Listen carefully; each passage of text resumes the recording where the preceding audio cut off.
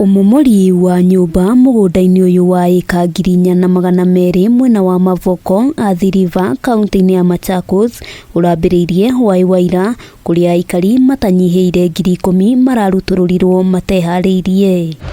Kuringana na aikari, mugunda uyu wahuthagirwo ni kiganda kia uthondeki wa thimiti kia East Africa POTLAND aria macokire kwehera na thutha ucio gukigia na MATHIKWOTA. I'm not mincing my words. Hii shamba ya Portland sio ya Portland. Portland walipatiwa shamba na community wa mine. After mining, the land should have reverted back to the community and the leases ended.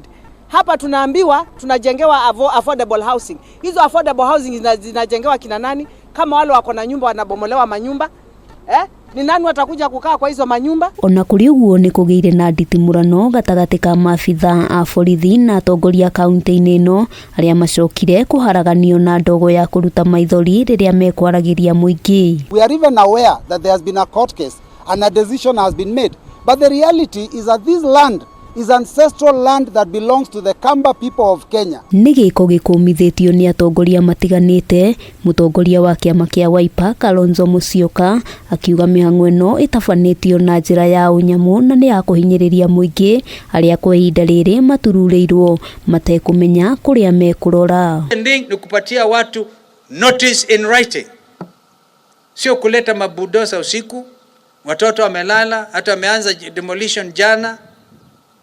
It is a sorry state. Shule 3 zimebomolewa. Watoto wako na mitihani. El Nino ni hiyo inakuja.